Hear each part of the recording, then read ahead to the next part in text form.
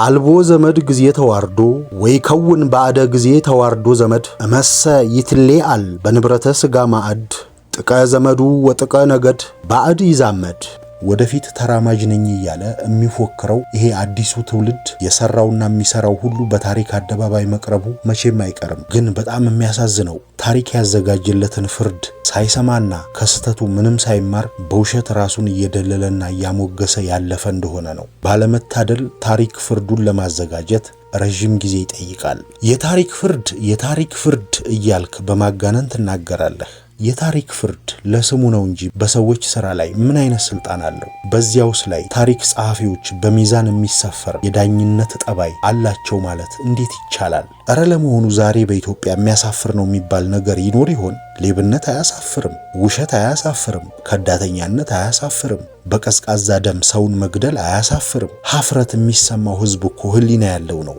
ያ ሼክስፒር የተባለ የእንግሊዝ ተውኔት ጸሐፊ ሃምሌትን እንዲህ ሲል አናገረው። ኦ ሼም ዌር ኢዝ ታይ ብሎሽ፣ ሀፍረት ሆይ ቅላትሽ ወዴት አለ? ይህ እንደ ጦር የተወረወረ ጥያቄ ለዛሬዎቹ ኢትዮጵያውያን እየተደጋገመ መቅረብ አለበት። ምን ይመልሱ ይሆን? አልቦ ዘመድ መጽሐፍ የሚያስተምረው ነገር ቢኖር የሚከተሉትን መሆን አለበት። 1. ብቻህን ለመቆም ተዘጋጅ። 2. ልጅ፣ ወንድም፣ እህት፣ ዘመድ የሚባሉት ነገሮች የምቾት ጊዜ ጌጦችና አጫፋሪዎች ናቸው።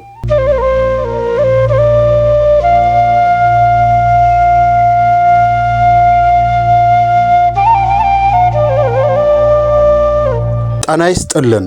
ሀብል ተረክቤት አልቦ ዘመድ ብርሃኑ ድንቄ 1987 ይህንን ታሪካዊ ሥራ ልናጋራችሁ ወደድን። ክፍል 1ን በዛሬው ዝግጅታችን ይዘንላችሁ ቀርበናል። በቀጣይ በሚኖሩን ክፍሎችም ቀሪውን የመጽሐፉን ይዘቶች የምናቀርብላችሁ ይሆናል። ቻናላችንን ሰብስክራይብ በማድረግ እንድታበረቱን ስንል በአክብሮትና በፍቅር እየጠየቅን ስለምታደርጉልን ሁሉ በማመስገን አብራችሁን ቆዩ።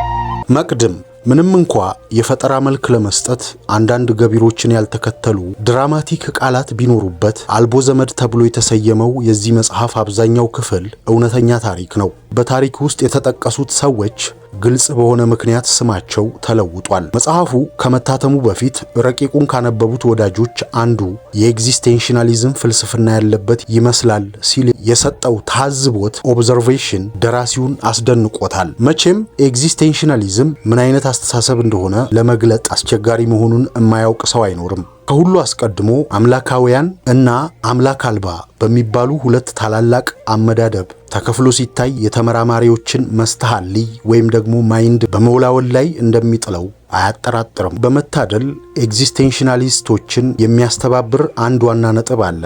ይኸውም መኖር የሚታወቀው አሻፈረኝ እምቢ ለማለት ስችል ነው የሚለው አስተሳሰብ መሆን አለበት። ኤግዚስቴንሽናሊዝም የሚባለውን ፍልስፍና ይከተላል የሚባል ሰው እስካሁን በኢትዮጵያ ውስጥ ባይታወቅም አልፎ አልፎ የአንዳንድ ሰዎችን ስም መጠቆም ይቻላል። ለምሳሌ ፊታውራሪ ኃይሉ ዘለቃ። እኚህ ሰው ሞጃ እየተባለ ከሚጠራው ቤተ ትውልድ ክፍል ናቸው። ምንም እንኳ ስለ ኤግዚስቴንሽናሊዝም ወይም ሌላ የምዕራባውያን ፍልስፍና ያነበቡት መጽሐፍ ባይኖር በተፈጥሮ ብሩህ የሆነ መስተሃልይ ነበራቸው። ስለዚህም ካነጋገራቸው የሚሰሙት ቃላት ከኤግዚስቴንሽናሊዝም ፍልስፍና ይቀራረባሉ። ከዚህም በቀር አኗኗራቸውን ለመመልከት አጋጣሚ ያገኘ ሰው በፍጹም ኢንዲቪዥዋሊስት መሆናቸውን ለመረዳት አያስቸግረውም። ሁልጊዜ አሻፋሪ እምቢባይ ነበሩ።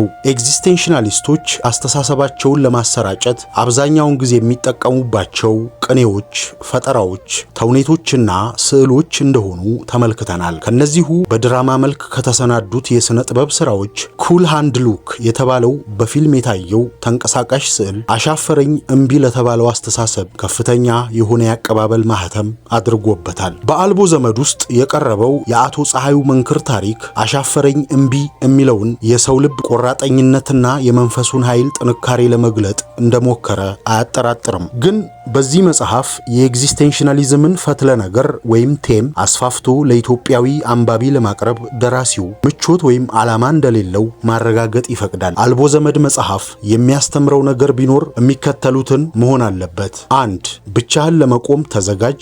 2. ልጅ፣ ወንድም፣ እህት፣ ዘመድ የሚባሉት ነገሮች የምቾት ጊዜ ጌጦችና አጫፋሪዎች ናቸው። በዚህ መጽሐፍ ውስጥ ምናልባት ራሳቸውን ለማግኘት የቻሉ ቢኖሩ እንደ መስታወት እንዲጠቀሙበትና ሰውነታቸውን ያቆሸሸውን ውስጣዊ ትቢያ አራግፈው በመንጻት ሕይወታቸውን እንዲያስተካክሉና ሰብአዊ ክብራቸውን እንዲጠብቁ ይረዳቸው ዘንዳ ደራሲው ተስፋ ያደርጋል። ሕይወት ማለት መብላትና መጠጣት፣ አዳዲስ ልብስ እያፈራረቁ መልበስ፣ ከባንክ ገንዘብ ማጠራቀም፣ አዲስ ሞዴል መኪና መንዳት ወዘተ ብቻ አይደለም። ይሄ ሁሉ በቀላል መንገድ ሊገኝ እንደሚችል አይተናል። ሰብአዊ ክብር ግን በገንዘብ አይገዛም። ሐረሶት ወይም ካልቸር የሌላውን ሰብአዊ ክብር ምን እንደሆነ ማወቅ አይችልም። ዛሬ የኢትዮጵያን ሕዝብ ያጋጠመው ዋና ችግር ይህ ነው። ምዕራፍ 1 መወድስ አልቦ ዘመድ ጊዜ ተዋርዶ ወይ ከውን ባዕደ ጊዜ ተዋርዶ ዘመድ እመሰ ይትሌአል በንብረተ ሥጋ ማዕድ ጥቀ ዘመዱ ወጥቀ ነገድ ባዕድ ይዛመድ እመሃበ አልቦ ነገድ ወእመሃበ አልቦ ትውልድ ሶበሂ ተሰአልዎ ለሐዋርያ አይሁድ ህደገ ፈጣራሁ ወቆመ ምስለ ባዕድ ዘመድስ ዮሐንስ ወልደ ነጎድጓድ ኢተፈልጠ ምስለ እሙ እስከነ መቃብረ ይወርድ። ይህ ከዚህ በላይ የተነበበው መወድስ ቅኔ ከተደረሰ በርካታ ዓመታት ሆኖታል። ግን የያዘውን ትምህርተ ጥበብ ዊዝደም ዘመናት ሊያስረጁትና ዋጋውን ሊቀንሱበት አይችሉም። የሰውን ልጅ ተፈጥሮና ያኗኗሩን ጠባይ የሚመረምሩ ሰዎች ሁል ጊዜ እርጥብና ለምለም ሆኖ ነው የሚያገኙት። ቅኔውን የተቀኙት የጎንደሩ ንጉሥ የአጤ ዳዊት ፍትሐ ነገሥት አውጪ መምህር ኤርምያስ ናቸው ይባላል። በንጉሡ የዙፋን ችሎት ትልቁን የሕግ መጽሐፍ በአትሮኖስ ዘርግተውና ገለጥ አድርገው በግዕዝ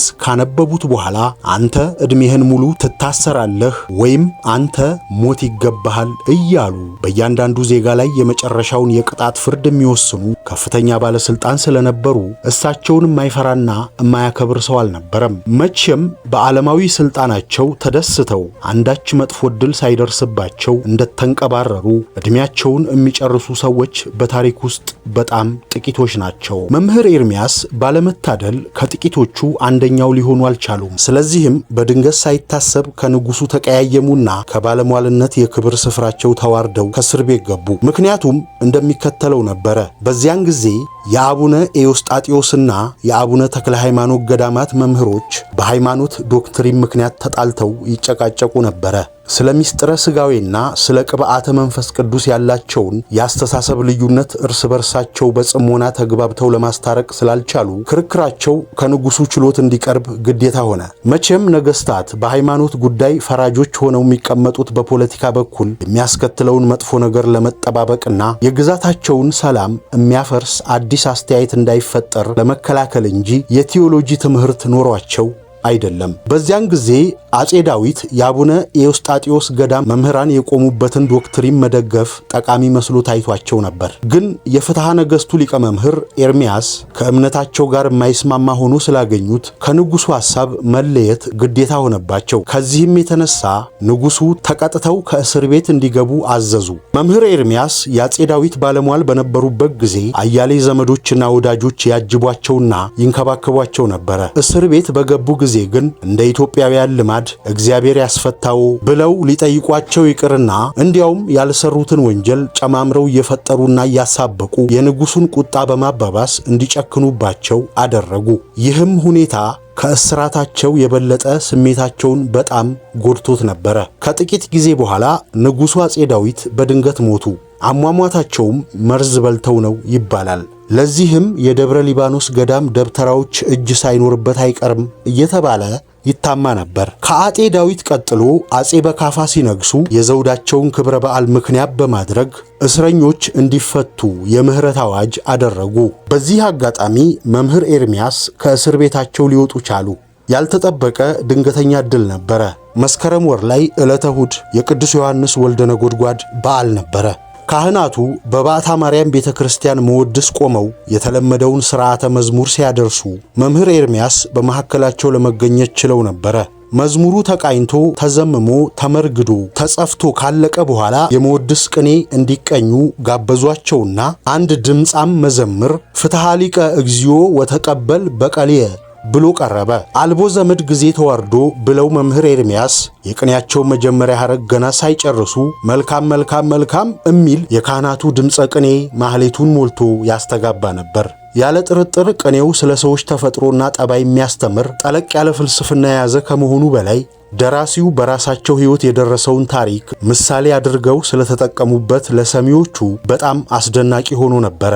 አልቦ ዘመድ በባታ ማርያም ቤተክርስቲያን ቅኔ ማህሌት ለአንድ ቀን ብቻ ተደንቆ አላቋረጠም። ከጎንደር እስከ ጎጃም ከሸዋ እስከ ትግሬ በቃል እየተዛመተ በመላው የኢትዮጵያ ቅኔ መምህራን ዘንድ የታወቀ ሆነ። አለቃ መንክር አቦ ሰጡኝ አዲስ አበባ ሩፋኤል ቤተክርስቲያን ቅኔ በሚያስተምሩበት ጊዜ ጀማሪ የሆነ ተማሪ አልቦ ዘመድ ጊዜ ተዋርዶ የሚለውን ቅኔ ከዜማው ጋር በቃሉ እንዲያጠና ያስገድዱ ነበረ። ልጃቸው ፀሐዩ መንከሩ ያን ጊዜ ገና ጨቅላ ነበር። ዝማሬ መስዋዕቱን ጨርሶ አባቱ ቅኔ ሲዘርፉ ከተማሪዎች ጋር ተቀምጦ ያዳምጣል። አንድ ቀን አባቱ አለቃ መንክር እስቲ አልቦ መንክርን በቃልህ ውጣልኝ ብለው ጠየቁት። ፀሐዩ አልቻለም ነበር። ስለዚህ አባቱ ተቆጥተው ባርጩሜ እንደገረፉት ያስታውሳል። በጣምም አሳፍሮት ነበር። አንተ ከቀሩት ጓደኞችህ ስሁል የሆነ መስተሃልይ አለህ። እንዴት እኮ ነው አልቦ ዘመድን በቃልህ ለማጥናት አስቸግሮህ አባትህ ባርጩሜ ቀጡህ ሲል የድሮ ጓደኛው አብይ ወልደ ማርያም ፀሐዩን ጠየቀው። አብይና ፀሐዩ በስደት አሜሪካ በሚኖሩበት ጊዜ አልፎ አልፎ እየተገናኙና የልጅነት ታሪካቸውን እያስታወሱ ይጫወቱ ነበረ።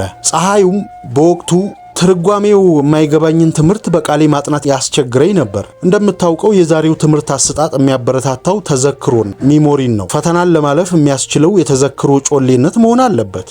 እኔ በትሪክ ኦፍ ሚሞሪ አላምንም። የዚህ አይነት ትምህርት ሰውን እንደ መኪና ሜካኒካል ያደርገዋል ብዬ እፈራለሁ። ሰው ተዘክሮ ብቻ አይደለም። በዚህ እስከሆነ ሰውን ዝሆን ይበልጠዋል ማለት ነው። ሰው በትምህርቱ የሚያደርገው ጥረት ሁሉ ከመኪና ለመፎካከር ከሆነ የፈጣሪነት ችሎታውን አጥቶ የመኪና ፍጡር ይሆናል ተብሎ ያሰጋል። አንተ ምን አይነት የትምህርት አሰጣጥ ነው የምትመርጠው? ስለ ትምህርት አሰጣጥ ከጥንታውያኑ ከግሪኮችና ከሮማውያን ዘመነ ፍልስፍና ጀምሮ እስካሁን ጊዜ ድረስ የተነሱት ምሁራኖች ያላቸውን አስተያየት ስንመረምር አያሌ ነገር መረዳት እንችላለን። አብዛኛዎቹ ሰው እንደየችሎታው ጠቅላላውን የተፈጥሮ ሕግ በመከተል ነፃነት ያለው የትምህርት አስተዳደግ እንዲያገኝ ነው የሚያበረታቱት።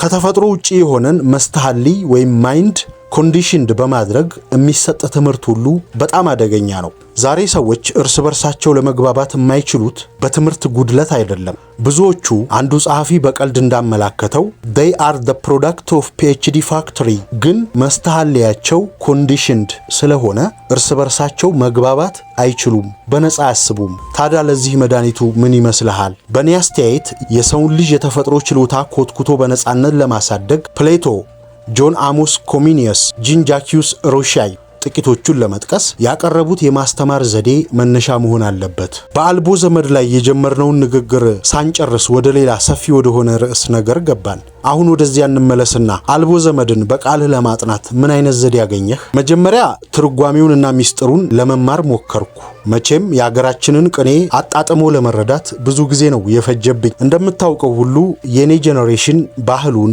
ወጉን፣ ስርዓቱን፣ ስነ ጽሑፉንና ታሪኩን ጭምር ነቅፎ በዳቦ ቤት የሸፈተ ስለነበር እኔም ባለማወቅ ከነሱ ጋር ተደምሬ አጨበጭብ ነበር። ምንም እንኳ ለስሙ ቅኔ ተምሬ ብቀኝ የሥራ ፈቶች እንቆቅልሽ ጨዋታ እንጂ ቁም ነገር የያዘ ሙያ ነው ብዬ ለመቀበል ተቸግሬ ነበር። አሁንስ ምን ይመስልሃል? አሁንማ በፍጹም ተለውጫለሁ። የኢትዮጵያን ቅኔና ስነ ጽሑፍ አጣጥሜ ለመረዳትና ለማድነቅ የቻልኩት ለምዕራባውያን ስልጣኔ ምንጭ ከሆኑት ከጥንታውያኑ ግሪኮችና ሮማውያን ቅኔና ፍልስፍና ጋር አነጻጽሬ ለመመልከት ከቻልኩ በኋላ ነው። በመጀመሪያ ኢሊያድና ኦዳይሲ የተባሉትን ከሆሜር የተጻፉትን ቀጥሎም ወርክስ ኤንድ ዴይስ የተባለውን ከሂሶይድ የተጻፈውን ለማንበብ ሞከርኩ። እውነቱን ለመናገር ሂሶይድ እንደ ሆሜር አልጣመኝም ነበር፣ ግን የጥንታውያኑ ግሪኮች የእርሻና የግብርና ሕይወት ምን አይነት እንደነበር ለማወቅ ያገለግላል። ከዚያም ቀጥሎ በጣም የማደንቀው ሮማዊው ቲተስ ሊኩሪተስ ካረስ ነው። ዲ ሬሪም ናቹራ በሚል ስያሜ የጻፈው ቅኔ የደራሲው የዚያ የታላቁ ግሪክ ፈላስፋ የኢፒከረስ ተከታይ ነው ማለት ይቻላል። የኢፒኮሪያን ፍልስፍና መሰረት በማድረግ ይህ ሮማዊ ባለቅኔ ስለ ውስጣዊ ሰላምና ስለ እውነተኛ መንፈሳዊ ደስታ የሰጠው አገላለጥ በጣም ጠለቅ ያለ ነው ሲል ፀሐዩ በከፍተኛ አድናቆት ተናገረ። ታዲያ ከነዚህ ታላላቅ የሮም ባለቅኔዎች ስራ ጋር አልቦ ዘመድን ስታነጻጽረው ምን አይነት ትምህርት ታገኝበታለህ ሲል ይጠይቀዋል አብይ ወልደ ማርያም። ፀሐዩም እንዲህ መለሰ። አልቦ ዘመድ አጭር ቅኔ ነው፣ ግን በስነ ጽሑፍ ረገድ ልዩ የሆነ ለዛ ሂውመር ከማሳየቱ በላይ የሳይኮሎጂና ፍልስፍና ትምህርት እንደያዘ አያጠራጥርም። አንተ ቅኔ ስላልተማርክ ለዛውንና ሚስጥሩን ጠልቀህ ለመረዳት ያስቸግርህ ይሆናል። ግን ቅኔ ማለት ምርጥ ቃላትን አገጣጥሞና ለጆሮ በሚጣፍጥ አኳኋን ደርድሮ የሚቀርብ ነገር አይደለም። ቅኔ የተራቀቀና ጠሊቅ የሆነ የፍልስፍና አስተሳሰብ መግለጫ ነው። ለዚህም ማስረጃ ሳሙኤል ቴይለር ኮሌጅ የተባለው የእንግሊዝ ባለቅኔ የተናገረውን ልጥቀስልህ። No man was ever a great poet without at the same time a profound philosopher. አባቴ አለቃ መንክር በጣም ትሁት ሰው ስለነበሩ ፈላስፋ ነኝ ብለው ሲናገሩ ሰምቼ አላውቅም። ግን ስለ ሕይወት ያላቸው ፍልስፍና ከስቶሲዝም ጋር ይቀራረባል ማለት እችላለሁ። ስለዚህ ይመስለኛል ተማሪዎቻቸው አልቦ ዘመድ የሚለውን ቅኔ በቃላቸው እንዲያጠኑ የሚያስገድዱት። በተለይ ለኔ ደግሞ ያስጠኑኝን ስላሴ ቅኔ ልንገርህ። ስላሴ ዓለም እስከ ጊዜሃ በሀብለ ዝንጋኤ ትስህበነ ወተወርደነ ታህት ጎበ ዘቀዳሚ መርገም ለዘተወስደነ በስጋ ወደም ወዘአ እምራሰ ጠቢብ ለባዊ ለህልፈት ዛቲ ዓለም ፍዳ ወይን ይሰቲ ማየ ዝናም ወህየንተ ልብስ ይተከድን ቄጸር አዕዋም እስመ ዛቲ ጽለአሎት ወህልም። የጥንታውያኑን ግሪኮችና ሮማውያን የፍልስፍና ታሪክ የተከተልከው እንደሆነ ይህ የስላሴ ቅኔ በአንድ ስቶይክ ፈላስፋ ለምሳሌ ኢፒቲከስ አሊያም ማርከስ ኤሪውለስ የተደረሰ ነው ቢሉህ በግዕዝ ከመጻፉ በቀር ሌላ የሚያጠራጥርህ ነገር አታገኝበትም። ግን ይገርምሃል ደራሲው ራስ ወልደ ገብርኤል የተባሉ ጎንደሬ ናቸው። በቅኔያቸው የገለጡትን ይህ ፍልስፍና አስተሳሰባቸውን ከግሪኮች ወይም ከሮማውያን ተበድረውታል የሚያሰኝ አንዳች ማስረጃ ማቅረብ አይቻልም። በቀጥታ ራሳቸው ያመነጩት ነው። በቀደምለት ሞዴርን የተባለውን የምዕራባውያን ቅኔ አስተጋብእ መጽሐፍ አገላብጥ ነበር። ቶማስ ሞር የተባለው በጣም የተደነቀው የአየርላንድ ባለቅኔ ዲስ ወርልድ ኢዝ ኦል ኤ ፍሊቲንግ ሾው በሚል ርዕስት የጻፈውን አንብቤ ከራስ ወልደ ገብርኤል ቅኔ ጋር ተመሳሳይ ሆኖ ስላገኘሁት ገረመኝ። ሞር ይህን ቅኔ የጻፈው ከራስ ወልደ ገብርኤል በኋላ 50 ዓመታት ያህል ቆይቶ ነው። ምንም እንኳ የዓለም ሕዝብ በዘርና በቀለም በቋንቋና በባህል ለመከፋፈል ከንቱ የሆነ ጥረት ቢያደርግ የሰው ልጅ መንፈስ ምንጩ አንድ መሆኑን ለማስረዳት ይህ በቂ ነው እላለሁ። ይገርማል አለ አብይ። ለካ አባቶቻችን አድሃሪዎች እያልን የምንሳደበው የእኛን ድንቁርና ለመሸፈን ኖሯል። የዛሬ 200 ዓመት ኢትዮጵያ እነ ራስ ወልደ ገብርኤልን የመሳሰሉ ባለቅኔዎችና ፈላስፎች ነበሯት። ዛሬ የዩኒቨርሲቲ ምሁራንን የሚሉት ኢትዮጵያውያን አማርኛ አስተካክለው ለመጻፍ እንኳን አይችሉም። እንዴት የሚያሳፍር ነገር ነው! አዎ የእውነትህን ነው። የኢትዮጵያን ታሪካዊ ባህል አስፋፍቶ ለማሳደግና መሰረቱንም ለማጠንከር የደከሙት እብነ ማዕዘንት የሚባሉት አባቶች ሁሉ አልቀው ዛሬ ኮረቶቹና ጠጠሮቹ መሰረት ነን እያሉ ሲፎክሩ መስማት ትራጀዲ ብቻ አይባልም፣ ኮሜዲም መሆን አለበት። ይህን ዝብርቅርቅ ሳስብ በማልቀስ ፈንታ አንዳንድ ጊዜ ያስቀኛል። እንዳላለቀስ ብዬ በመፍራት ሁል ጊዜ ስቃለሁ ብሎ የተናገረው ማን ነው? ስሙን ማስታወስ አልቻልኩም። ምናልባት ቢዩማርቺስ የተባለው የፈረንሳይ ድራማቲስት ይሆን? እርግጠኛ አይደለሁም። ዘ ዊል ቱ ፓወር በተባለው ድርሰቱ ከዚህ ተመሳሳይ የሆነ ሐሳብ ገልጧል። ፍሬድሪክ ኒቼ እንዲህ አለ: Man alone suffers so excruciatingly in the world that he was compelled to invent laughter. ጥሩ አገላለጥ ነው አለ አብይ። በአገራችንም እኮ ልብ እያረረ ጥርስ ይስቃል የሚል ምሳሌ አለ። ግን የጀርመኑ ፈላስፋ የሚያስተምረው ነጽሮተ ዓለም ቅጽበተ ተስፋ ፔሲሚዝም የተመረኮዘ ስለሆነ ምንም እንኳን አገላለጡ ቢያስደንቀኝ አስተሳሰቡን በቁም ነገር አልወስደውም። አዎ ካንተ ጋር እስማማለሁ። የኒቼ ፍልስፍና ፔሲሚዝም ነው አለ ፀሐዩ። አሳሳቅ በተፈጥሮ የሚገለጥ እውነተኛ ስሜት እንጂ ሰው በችግር ምክንያት ራሱን ለማታለል የወለደው ዘዴ ነው ማለት እንዴት ይቻላል? ስንስቅ የሚያስቀን እውነተኛ ምክንያት እንዲኖረን ያስፈልጋል። አብይ ለጥቂት ጊዜ ወደ መሬት እየተመለከተና ዝም ብሎ እያሰበ ከቆየ ኋላ ፊቱን ወደ ፀሐዩ ቀና አድርጎ ስለ አሳሳቅ አንድ ጊዜ ያጋጠመኝ ትዝ ይለኛል ሲል ንግግሩን ጀመረ። ትምህርቴን ጨርሼ ከዩናይትድ ስቴትስ በመመለስበት ጊዜ ፓሪስ ላይ ቆሜ ነበር። ለኢንተርናሽናል ተማሪዎች ግብዣ ተደርጎ እኔም እንድገኝ ተጠራሁ። ፎቶግራፍ አንሺዎች ካሜራቸውን እያጠመዱ ተደርድረዋል። ከጥቂት ጊዜ በኋላም 5 ወይም 6 እየሆነን እንድንቆም ጠየቁን። እኔ ምንም ትርርታ ኤክሳይትመንት አልተሰማኝም። ከኔ ጋር የቆሙ ተማሪዎች ግን መልካቸውን ለማሳመር ሲሉ ይስቁ ነበር። ፎቶግራፍ አንሺው ወደ እኔ እየተመለከተና ጣቱን እያወዛወዘ ሱራየር ብሎ ጮኸ።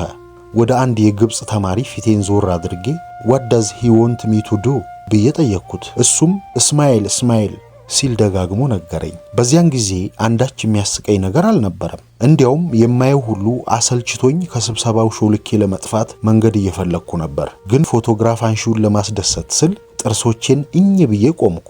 የዚያን ጊዜ የተነሳሁት ፎቶግራፍ ግልባጭ አሁንም አለኝ። ለመታሰቢያ አስቀምጨዋለሁ። አንዳንድ ጊዜ ስመለከተው እንዴት ያሳፍረኛል። ምንም ነፍስ አይታይበትም። ሜካኒካል አሳሳቅ መሆኑ ከማንም ሊሰወር አይችልም።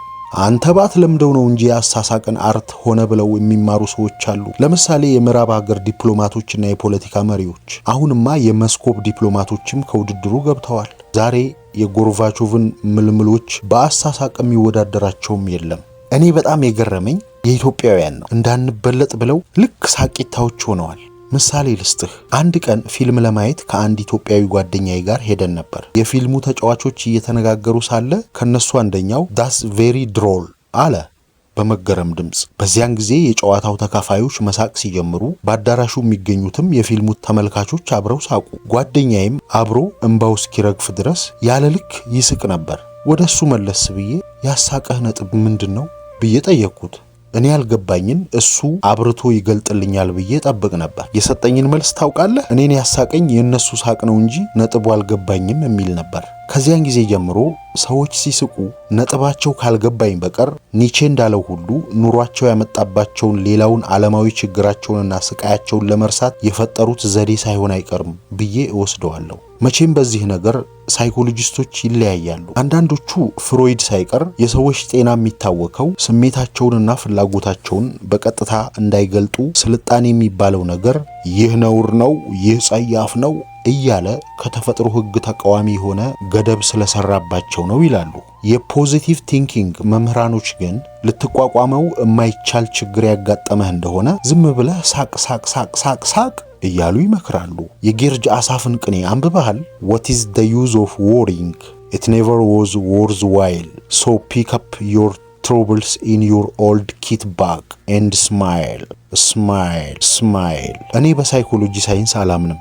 እኔም እንዳንተው ነኝ አለ ፀሐዩ። ስለ ሳይኮሎጂ ያለኝን አስተያየት ለአንዲት በጣም ወዳጄ ለነበሩት ዶክተር ጆይስ ሊቪ ለተባሉ ሳይኮሎጂስት አጫውቻቸዋለሁ። ዶክተር ሊቪ በኒው ሃምፕሻየር ክሊኒካል ሳይኮሎጂስት ሆነው ከመስራታቸው በላይ በዩኒቨርሲቲ ማታ ያስተምሩ ነበር። መቼም ብሩህ የሆነ መስተሃሊ እንደነበራቸው አያጠራጥርም። ባላቸውም ፕሮፌሰር ሌቪ በዚያው ዩኒቨርሲቲ የፍልስፍና ዲፓርትመንት ሊቀመንበር ሆነው ለረጅም ጊዜ አስተምረዋል። ከዚህም በቀር የብዙ መጽሐፍት ደራሲ ናቸው። ከዶክተር ሌቪ ቤት የመኖሪያ ክፍል ሰጥተውኝ ረዘም ያለ ጊዜ ስለተቀመጥኩ የግል ሕይወታቸውን ለማወቅ መልካም አጋጣሚ ነበረኝ። ሁለቱ ባልና ሚስት በመጀመሪያ የሜቶዲስት ቤተክርስቲያን አባሎች ነበሩ። በኋላ ግን ሃይማኖት ሐሺሽ ነው የሚለውን ቲዮሪ ተከትለው ያላንዳች ሃይማኖት መኖርም መረጡ። ይኸውም የማርክስን ፖለቲካዊና ኢኮኖሚያዊ ፍልስፍና በመቀበል አይደለም። እንዲያውም በካፒታሊስት ሲስተም ያላቸው እምነት ኦርቶዶክሳዊ ነው ማለት ይቻላል። የቀኝ ፖለቲካዊ ክንፍ የሚባለውን ክፍል በብርቱ ይደግፋሉ። ደግሞም የሚበቃ ያህል ብልጥግና ያላቸው ናቸው። ያለ ሃይማኖት ለመኖር የመረጡበት ምክንያት ባጭሩ እንደሚከተለው ነበር። ዶክተር ሌቪ አንዲት በጣም የሚወዷት ታናሽ እህት ነበረቻቸው። ስሟ ኤልዛቤጥ ይባላል። ባሏ ካቶሊካዊ ስለሆነ እሷም ካቶሊክ ሆናለች። በወሊድ ምክንያት አያሌ ጊዜ ትታመም ነበርና በመጨረሻው ለሕይወቷ የሚያሰጋ መሆኑን በማስገንዘብ ሐኪሟ እንዳትጸንስ አስጠነቀቃት። በዚህም ከባሏ ጋር ሩካቤ ስታደርግ የጽንስ መከላከያ የሚሆን መድኃኒት አዘዘላት። ግን የካቶሊክ ቤተክርስቲያን የጽንስ መከላከያ የተባለው መድኃኒት የተፈጥሮ ሕግን አይከተልም በማለት ስለምትቃወም ጉዳዩን አስቀድሞ ለንስሐ አባቷ ወይም ለቄሱ አቅርባ ምክር መጠየቅ ግድ ሆነባት። ቄሱም የቤተክርስቲያኑን ቀዋሚ ስርዓት በመከተል የጽንስ መከላከያ መድኃኒት እንዳትወስድ ከለከላት። ዶክተር ሌቪ ይሄን በሰሙ ጊዜ ያለ ልክ ተቆጥተው እህታቸው ኤልዛቤት የቄሱን ትዕዛዝ እንዳትከተል ለማድረግ በሚችሉት መንገድ ሁሉ ተጣጣሩ። ግን ኤልዛቤት ለሃይማኖቷ በጣም ታማኝ ነበረች። ስለዚህም የዶክተር ሌቪን ምክር እምቢ አለች። ወዲያው እንደተፈራው ከጥቂት ወራት በኋላ ኤልዛቤት መጸነሷ ታወቀ። ቤተሰቦቿ ሁሉ ተደናግጠው ነበረ፣ ግን ምንም ለማድረግ አልቻሉም። ቀደም ብሎ ሐኪሙ እንደተናገረው ኤልዛቤት በደህና መገላገል አቅቷት በወሊድ ምክንያት ሞተች። በዚህን ጊዜ ነው ዶክተር ሌቪ ሃይማኖት ሐሺሽ ነው ብለው በግልጥ የተናገሩትና ከሜቶዲስት ቤተክርስቲያን አባልነታቸው የተሰናበቱት። ባላቸውም ፕሮፌሰር ሌቪ በዚህ ረገድ ሚስታቸውን በመከተል ሃይማኖት አልባ መሆናቸውን በይፋ አስታወቁ። ከዚህ በቀር በግል ሕይወታቸው ባልና ሚስቱ በርህራሄና በልግስናቸው የታወቁ ናቸው። አያሌ ችግረኞችን በገንዘብ ይረዱ ነበር። ለበጎ አድራጎት ድርጅቶችም አስተዋጽኦ ከማድረግ አያቋርጡም። ይህ አሁን የነገርኩህ የዶክተር ሌቪን ማንነት ባጭሩ ሊገልጥልህ ይችላል። የሚያስደንቁ ሴቷ ናቸው። ግን ሳይኮሎጂ ባንተ አስተያየት ሳይንስ አለመሆኑን እንደገለጥክላቸው ነግረኸኝ ነበር። ምን አሉህ ሲል አብይ ጠየቀው። ፀሐዩም መለሰ፣ አንተ ሳይኮሎጂስት አይደለህ? ይህንን ማለት እንዴት ትችላለህ ሲሉ ጠየቁኝ አለ ፀሐዩ። ታዲያ ምን መለስክላቸው? አንድ ሰው ሳይኮሎጂ እርግጠኛ ሳይንስ ነው ወይም አይደለም ብሎ ሐሳቡን ለመግለጥ ሳይኮሎጂስት መሆን ያስፈልገዋል እንዴ ስል ጠየቅኳቸው። እሳቸውም ሳይኮሎጂስት ካልሆነ ሐሳቡን የሚገልጠው በምን አውቆ ነው አሉና እንደገና መልሰው እኔን ጠየቁኝ። በዚህ ጊዜ አጠቃላይ መልስ ከመስጠት ይልቅ የሚከተለውን ግላዊ ጥያቄ ላቀርብላቸው መረጥኩ። እርስዎ ክሊኒካል ሳይኮሎጂስት ሆነው በሰሩበት ረጅም ጊዜ ውስጥ የህይወት ፕሮብሌም ተብትቦ አእምሯቸውን ያዘበራረቃቸውን በመቶ የሚቆጠሩ ሰዎች ለመርዳት ሞክረዋል። ከነዚህ ውስጥ ስንት ሰዎች ሙሉ ጤናቸውን አገኙ? ዶክተር ሌቪ ይህን ጥያቄ እንደሰሙ ፊታቸውን ከኔ ዞር አድርገው ህዋውን እያዩ ማሰብ ጀመሩ። ከጥቂት ጊዜ በኋላ ወደ እኔ መለስ ብለው ይህ ጥያቄ ለምን ያገለግላል ሲሉ ጠየቁ። የኔ መልስ እንደሚከተለው ነበር። እንደኔ ያለ መሃይማን ሌማን ሳይኮሎጂስት የሚጠቀምባቸውን የተራቀቁ ቃላት ማወቅ አያገለግለውም። ወይም ሳይኮሎጂስቱ ፍሮይዲያን፣ ቢሄቪየሪስት ወዘተ ነኝ ቢል ምንም አይደለም። ግን መሃይሙ ሰው ሳይኮሎጂ ሳይንስ ነው ወይም አይደለም ብሎ ለመወሰን የሚችልበት አንድ ዘዴ አለ። ይኸውም ሳይኮሎጂ የስንት ሰዎችን ፕሮብሌም ፈታ የሚለው ጥያቄ ነው። ስለዚህ ነው እርስዎ በክሊኒኮ ስንት የሳይኮሎጂ በሽተኞችን እንደፈወሱ የጠየቅኩት። ዶክተር ሌቪም ምንም መልስ ሳይሰጡኝ ዝም ብለው ወለሉን ይመለከቱ ጀመር። ቁም ነገር ያለው አስተሳሰብ ህሊናቸውን እንደበጠበጠው በገጻቸው ላይ ይነበብ ነበር። የኔ ጥያቄ አስቀይሟቸው ይሆን ብዬ አሰብኩ። ግን በመጠየቄ አልተጸጸትኩም። በዚያው ሰሞን እሳቸው በምክር ይረዷት የነበረች አንዲት በሽተኛ ራሷን ገደለች። ይህ በጣም አሳዝኗቸው ነበረ። ወዲያው ጥቂት ዘግይተው ክሊኒካቸውን እንደሚዘጉ አስታወቁ። ምክንያቱም ብጠይቃቸው የሚከተለውን መልስ ሰጡኝ። እህቴ ኤልዛቤት ስትሞት ሃይማኖት ሐሺሽ ነው ስል ከቤተ ክርስቲያን ወጣሁ። አሁን የኔ በሽተኛ ራሷን ስትገድል እያየሁ በዚህ ፕሮፌሽን መቀጠል እንዴት እችላለሁ? ክሊኒካል ሳይኮሎጂስት ሆኜ ለመስራት የዩኒቨርሲቲ ዲግሪና የኒው ሃምፕሻየር ስቴት ፈቃድ አለኝ። በዚህ ፕሮፌሽን ብዙ ገንዘብ አተርፋለሁ። ግን ህሊናዬ በጣም አስቸጋሪ ጥያቄ አቅርቦልኛል። ይህን ስራዬን ከመተው በቀር ሌላ ምንም የተሻለ መልስ አላገኘሁም። ዶክተር ሌቪ ስራቸውን ከተው በኋላ መጽሐፍ ይጽፉ ነበር። ግን በድንገት አእምሯቸው ተዘበራርቆ አሁን በሜንታል ኢንስቲትዩሽን ይገኛሉ።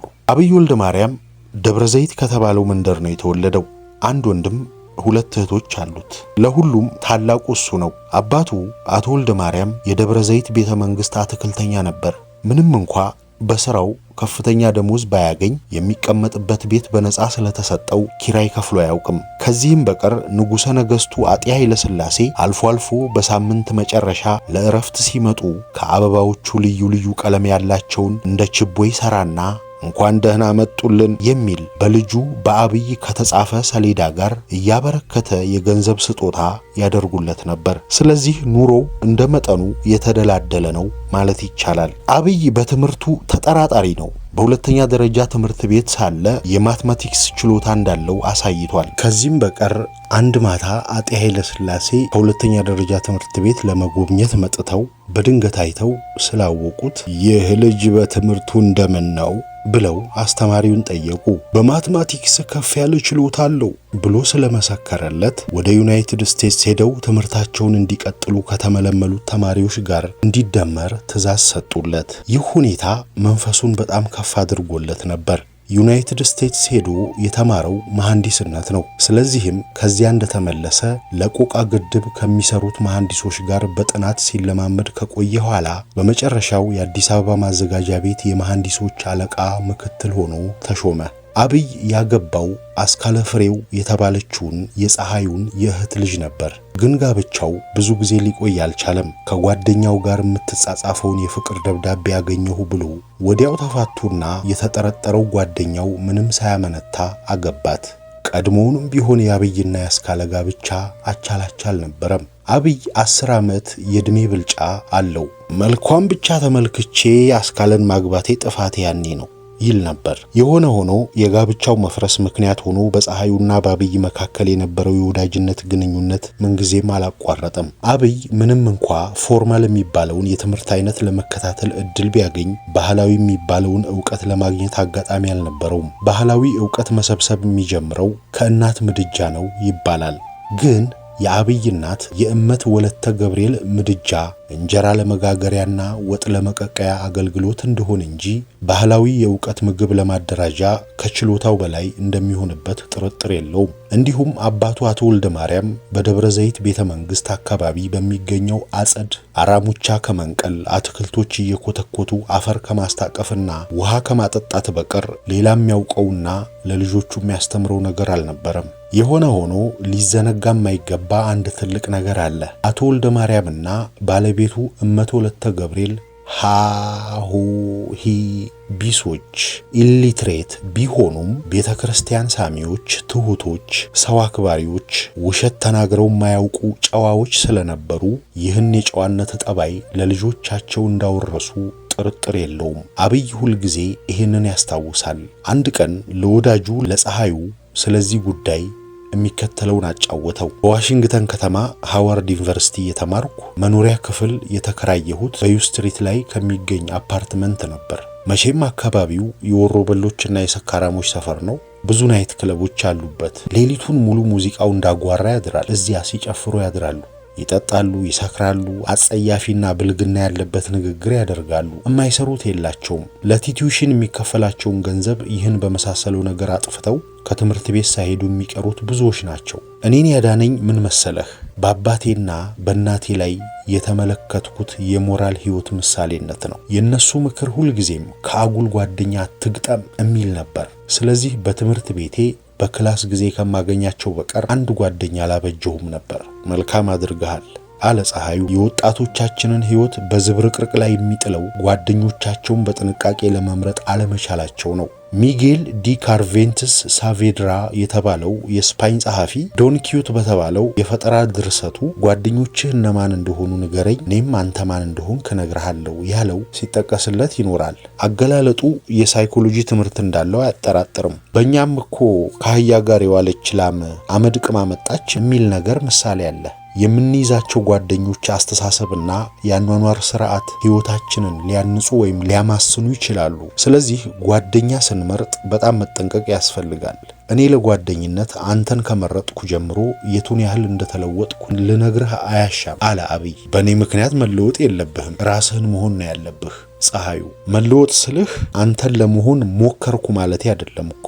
ግን ስለ ሀገሬ ባህል፣ ስነ ጽሑፍና ታሪክ የማላውቀው ብዙ ነገር ነበር። በአሜሪካ ኮሌጅ የወሰድኩት ትምህርት መሐንዲስ እንደሆን አድርጎኛል። ግን ኢትዮጵያዊ እንደመሆኔ መጠን የባህል ትምህርት የለኝም። እንደምታውቀው አባቴ አትክልተኛ ነበር። ስለ ባህልና ስለ ታሪክ ምንም ያወረሰኝ ነገር የለም። ግን በጨዋነቱና በእውነተኛነቱ እኮራበታለሁ። አንተ ከወላጆችህ የወረስከው ብዙ ነገር አለህ። ከሁሉ አስቀድሞ አባትህ የቅኔ መምህር ናቸው፣ ቴዎሎጂያን ናቸው፣ ፈላስፋ ናቸው። በኩልህ አንተ ደግሞ ብዙ ዕውቀት አጠራቅመሃል። ለእኔ ከአንተ ጋር መጎዳኘት ትልቅ ዕድል ነው። ብዙ ነገር እማራለሁ ሲል አብይ ፀሐዩን በማመስገን ተናገረ። ፀሐዩ ከወላጆች የሚወረስ ቁሳቁሳዊ ሀብት ብቻ አይደለም። አባቴ በገንዘብ ሀብታም ናቸው አይባሉ፣ ግን ባህላዊ ቅርስ ነበራቸው። ከዚህም በቀር ሰብአዊ ክብራቸውን ጠብቀው የሚኖሩ ሰው ነበሩ። ሰብአዊ ክብሩን ያጣ ሰውነቱን አጣ ይሉ ነበረ። ይህ እውነት ነው። ሰው ከእንስሳ የሚለየው በሰብአዊ ክብሩ መሆን አለበት። ሰብአዊ ክብር በገንዘብ አይገዛም። ሰብአዊ ክብር በኃይል አይዘረፍም። ሰብአዊ ክብር ድህነትንና ብልጽግናን አይመለከትም። ሰብአዊ ክብር ውስጣዊ እንጂ አፋዊ ነገር አይደለም። ባለመታደል የዛሬው የኢትዮጵያ ትውልድ ሰብአዊ ክብር ማለት ምን እንደሆነ የሚያውቅ አይመስልም። የሱን ልብ የሚያንቀሳቅሰው በማናቸውም አኳኋን ገንዘብና ምቾት ለማግኘት የሚያስችል ነገር ብቻ ነው። ሌላ ምክንያት የህይወት ፍልስፍና በፍጹም የለውም። ታዲያ ለዚህ መድኃኒቱ ምን ይመስልሃል? አለ አብይ በጣም ቅብጸተ ተስፋ ፔሲሚዝም ተሰምቶ ታዝኗል። ከሁሉ አስቀድሞ እያንዳንዳችን ስለ ህይወት ያለንን አስተያየት ፈጽሞ መለወጥ አለብን። በቀደም ዕለት ያነበብኩልህ የፍልስፍና ቅኔዎች የተደረሱት የእኛን አይን ለመክፈት ነው። በያዙት መልእክት እንድንጠቀምበት ያስፈልጋል። በእርግጥ አይነ ልቡናዬ እንደታወረ ይሰማኛል። ስለ ሰብአዊ ክብር ስትናገር ብዙ ነገሮች የሚታዩኝ በጭልጭልታ ነው። እስቲ ባክህ አልቦ ዘመድን እንደገና በግዕዝኛ እያነበብክ ወደ አማርኛ ተርጉምልኝ። ምናልባት አስተሳሰቤ ሊያብራራልኝ ይችል ይሆናል። ቅኔን ማጣጣም የሚቻለው በተደረሰበት ቋንቋ ነው። ያለዚያ ለዛውን ያጣል።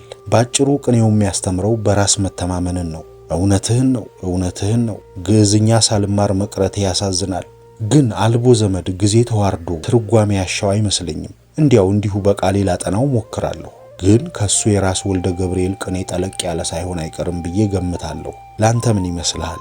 አልቦ ዘመድ ጊዜ ተዋርዶን እየደጋገምኩ የምጠቅሰው በቅርብ ጊዜ በእኔ ህይወት ውስጥ የደረሰውን ሁኔታ አጉልቶ ስለሚያሳየኝ ነው። በህይወቴ የደረሰው አጉልቶ አሳየኝ የምትለው ምንድን ነው? እንደምታውቀው ሁሉ በአጤ መንግስት የክብር ስፍራ ነበረኝ። ከፍተኛ ደሞዝ እቀበል ነበር። በቂ የሆነ የግል ሀብት አቋቁሜ ነበር። አንዳንድ ሰዎችም በምችለው ረዳ ነበር። ወዳጆችና ዘመዶች ባዕዶች ሳይቀሩ የኔን እርዳታ ለማግኘት ሲሉ በከንቱ ውዳሴ ይሸነግሉኝ ነበር። ግን ያ ሁሉ ቀርቶ አሁን ስደተኛ በሆንኩ ጊዜ የእነዚህን ሰዎች ሁኔታ ሳየው በጣም ይገርመኛል።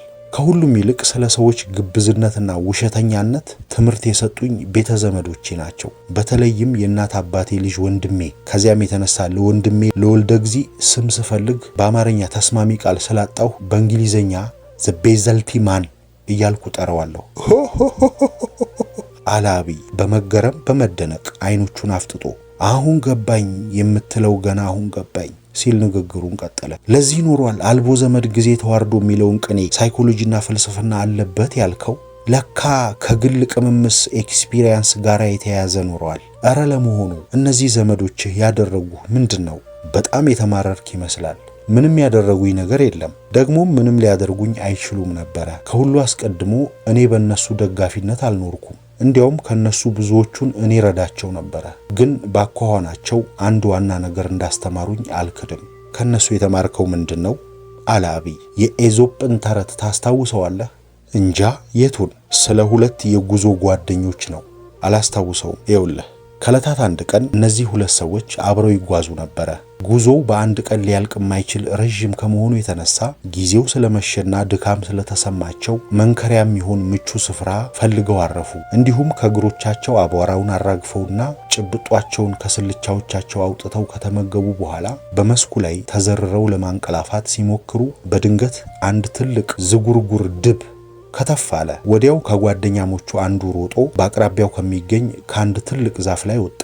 ሌላው ግን ትንፋሹን አጥፍቶ ሰውነቱን ሳያንቀሳቅስ ጭጭ ብሎ ተኛ።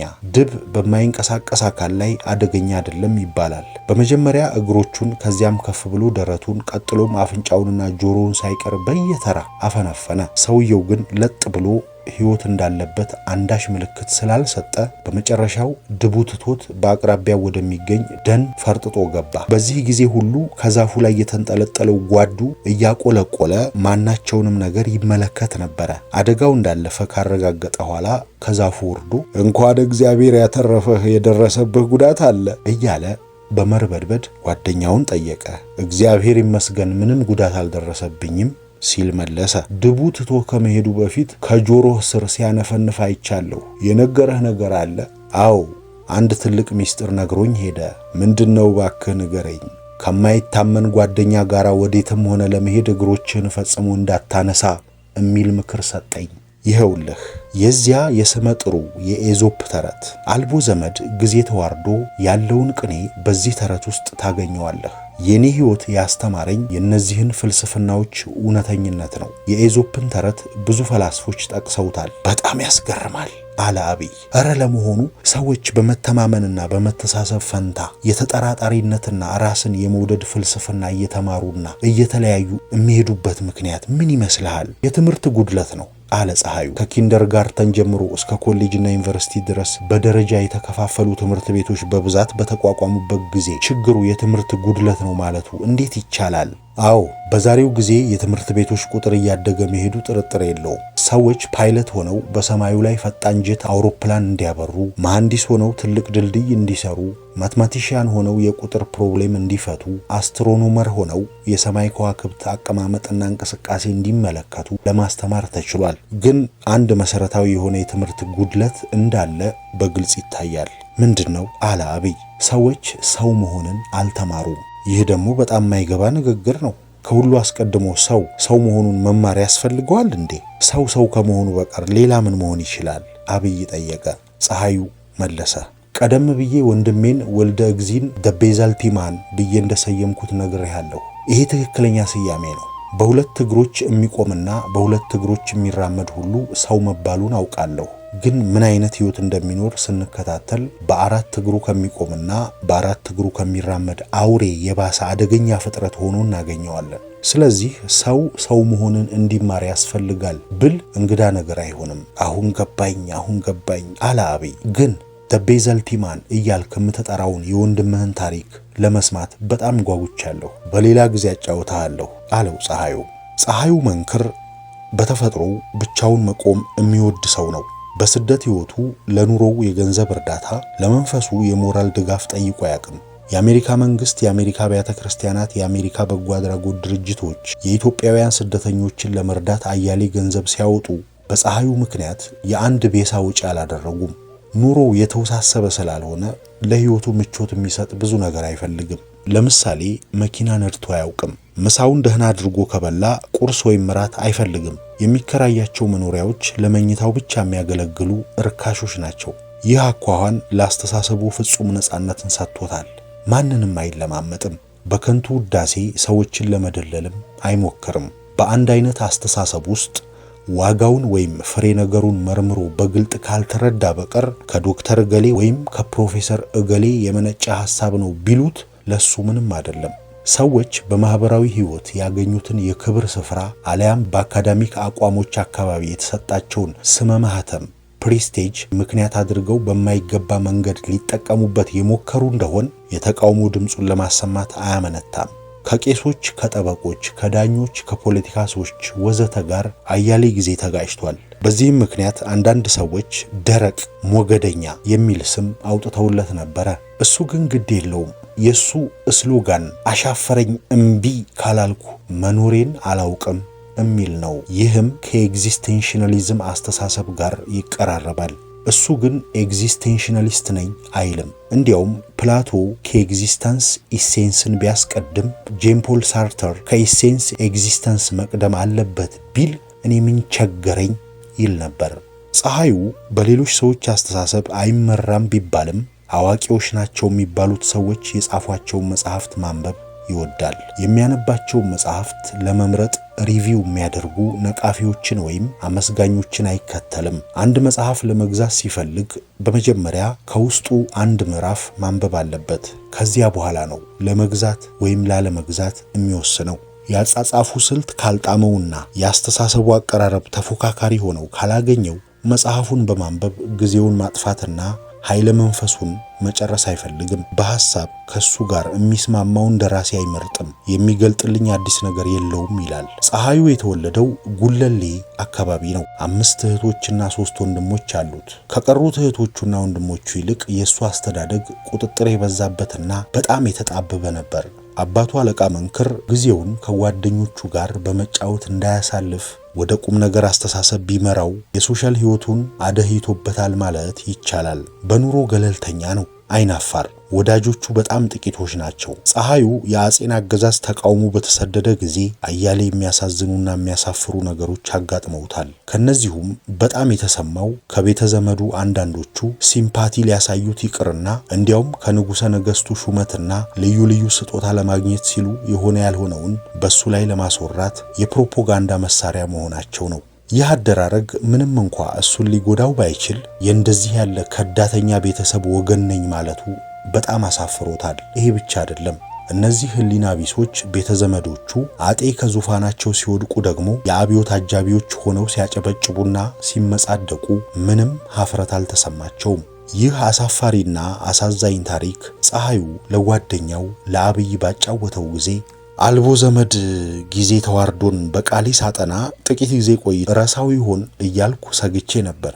አሁን ግን ይህ ያጫወትከኝ የጀርባ ድጋፍ ባክግራውንድ ከቶ ሊያስረሳኝ አይችልም።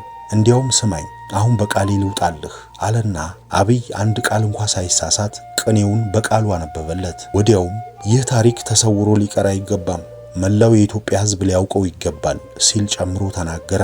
ይህ አሳፋሪ ነገር ምን ታሪክ ተብሎ ይወራል ባክህ አለ ፀሐዩ በመተከዝና በማዘን ራሱን እየነቀነቀ። ይህን የመሰለ አሳፋሪ ታሪክ ነው እንጂ ለትውልድ ትምህርት የሚሰጠው። በክርስቲያንነት ታሪክ ውስጥ እጅግ የሚያኮራው የጳውሎስ ሙያ ብቻ አይደለም የሚያስተምረን፣ እጅግ ከሚያሳፍረው ከካሃዲው ይሁዳ ሕይወትም ብዙ ነገር እንማራለን። እረ ለመሆኑ ዛሬ በኢትዮጵያ የሚያሳፍር ነው የሚባል ነገር ይኖር ይሆን? ሌብነት አያሳፍርም፣ ውሸት አያሳፍርም፣ ከዳተኛነት አያሳፍርም፣ በቀዝቃዛ ደም ሰውን መግደል አያሳፍርም። ሀፍረት የሚሰማው ሕዝብ እኮ ህሊና ያለው ነው። ያ ሼክስፒር የተባለ የእንግሊዝ ተውኔት ጸሐፊ ሃምሌትን እንዲህ ሲል አናገረው። ኦ ሼም ዌር ኢዝ ታይ ብሎሽ፣ ሀፍረት ሆይ ቅላትሽ ወዴት አለ? ይህ እንደ ጦር የተወረወረ ጥያቄ ለዛሬዎቹ ኢትዮጵያውያን እየተደጋገመ መቅረብ አለበት። ምን ይመልሱ ይሆን? አንተ ቀደም ብለህ ህሊና ያለው ህዝብ ብቻ ነው ሀፍረት የሚሰማው ያልከው ትክክለኛ አገላለጥ ነው። ስሜት በሌለው ህዝብ ዘንድ ኦ ሼም ዌር ኢዝ ታይ ብሉሽ ያለው አገላለጥ የጦር ስለት ሊኖረው እንዴት ይችላል? በእኔ አስተያየት ከሁሉ አስቀድሞ ኢትዮጵያዊ ግዕዘ ልቡና እያልክ የምትጠራው መሰረተ ነገር የሚፈጥርበትን ዘዴ ማግኘት ያስፈልጋል። ይሄ ጥርጥር የለውም አለ ፀሐዩ። ግን የዛሬው ትውልድ ኢትዮጵያዊ የሚያሰኘውን ግዕዘ ልቡና እንዴት ማግኘት ይችላል? ከሁሉ አስቀድሞ ባህላዊ ስርዓታችንን ማስተማር የሚችሉት አባትና እናት፣ የቤተ ክርስቲያን መሪዎች፣ የአገር ሽማግሌዎች ነበሩ። ባለመታደል የዛሬው ትውልድ እነዚህን ሁሉ አዳሃሪዎች እያለ አውግዟቸዋል። ወደፊት ተራማጅ ነኝ እያለ የሚፎክረው ይሄ አዲሱ ትውልድ የሰራውና የሚሰራው ሁሉ በታሪክ አደባባይ መቅረቡ መቼም አይቀርም። ግን በጣም የሚያሳዝነው ታሪክ ያዘጋጀለትን ፍርድ ሳይሰማና ከስተቱ ምንም ሳይማር በውሸት ራሱን እየደለለና እያሞገሰ ያለፈ እንደሆነ ነው። ባለመታደል ታሪክ ፍርዱን ለማዘጋጀት ረጅም ጊዜ ይጠይቃል። የታሪክ ፍርድ እያልክ በማጋነን ትናገራለህ። የታሪክ ፍርድ ለስሙ ነው እንጂ በሰዎች ሥራ ላይ ምን አይነት ስልጣን አለው? በዚያውስ ላይ ታሪክ ጸሐፊዎች በሚዛን የሚሰፈር የዳኝነት ጠባይ አላቸው ማለት እንዴት ይቻላል? እንደ ኦስዋልድ ስፔንግለር የተባሉት ጸሐፊዎች ዲክላይን ኦፍ ዘ ዌስት የተባለውን መጽሐፉን አንብበህ እንደሆነ ታሪክ እንደ ሳይንስ የሚመራበት ሕግ አለው ይላሉ። በእኔ በኩል ግን ያ በጣም የታወቀው የፈረንሳይ ጸሐፊ ቮልቴር ታሪክ በመስማማት የተደራጀ ተረት ነው ያለውን አስተያየት እቀበላለሁ። ታሪክ ያለልክ እያጋነንና እያዳነቀ የሚያወራልህ የቀማኞችን፣ የበዝባዦችን፣ የግፈኞችን፣ የአታላዮችን፣ የነፍሰ ገዳዮችን ሕይወት ነው። ይህንን ንቅዘት በመርገምና በማውገዝ ፈንታ ዳግም የክብር ልብስ ያጎናጽፈዋል። እንግዲህ ይህ አይነት ታሪክ እያነበበ ያደገ ትውልድ ትክክለኛ ንጽሮተ ዓለም ሊኖረው ይችል ይመስልሃል? ይገርማል እኮ አለ ፀሐዩ። ቀደም ብዬ ሰው መሆንን መማር ያስፈልገዋል ብዬ ነግሬህ ነበር። ይህንን ትምህርት ከሃይማኖት፣ ከፍልስፍና፣ ከታሪክ፣ ከሳይንስና ከስነ ጥበብ ማግኘት ካልቻለ አንድ ምርጫ ብቻ አለው። ይህም እንደ እንስሳት እንደ አራዊት በኢንስቲንክት እየተመራ መኖር ነው። ይህማ ቢሆን ትልቅ መታደል ነበር። እንስሳትና አራዊት እኮ ሃይማኖት አያስፈልጋቸውም፣ 10ቱ ቃላት አይጻፍላቸውም፣ ገሃነመ እሳት አያስፈራቸውም፣ የመንግስተ ሰማያት ተስፋ አያስፈልጋቸውም። የተፈጥሮን ሕግ አፈረሱ ተብሎ ሲከሰሱና ሲወቀሱ ከቶ ሰምተንም አናውቅ።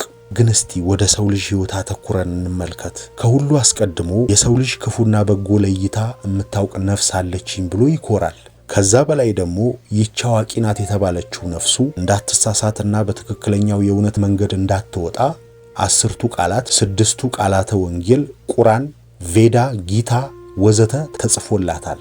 ግን ይሄ ሁሉ ጥንቃቄ ሆኖ የሰው ልጅ ታሪክ ከአዳምና ሔዋን ጀምሮ የሕግ አፍራሽነት ታሪክ ነው። ስለዚህ እንደ እንስሳትና እንደ አራዊት በኢንስቲንክት እየተመራ ለመኖር ምርጫ ቢሰጠው ትልቅ ዕድል ነው እላለሁ። ምርጫው የራሱ ነው። ማንን እንዲጠይቅ ያስፈልገዋል? አሁን እኔ እንስሳ ልሁን ብል እችላለሁን? ለምን አትችልም? ግን ማህበራዊ ህይወቱ አይቀበለኝም፣ ወዳጆቼን አጣለሁ ብለህ የፈራህ እንደሆን ይህ ሌላ ነገር ነው። አንዳንድ ሰዎች ይህን በመስጋት ግማሽ ሰው ግማሽ አውሬ ሆነው ይኖራሉ።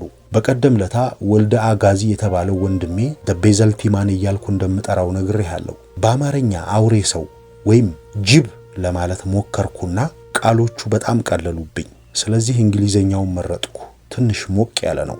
ደቤዘልቲማን ስትል ምን ማለት ነው? አንዳንድ ሰዎች እጥፍ ህይወት ይኖራሉ። በአንድ በኩል ሰብአዊ ልምድን የሚከተሉና የማህበራዊውን ኢቲካል ስርዓት አክብረው የሚኖሩ መስለው ለመታየት በሌሎች ዘንድ መልካም አቀባበልና ሞገስ ለማግኘት በውሸት ይመጻደቃሉ።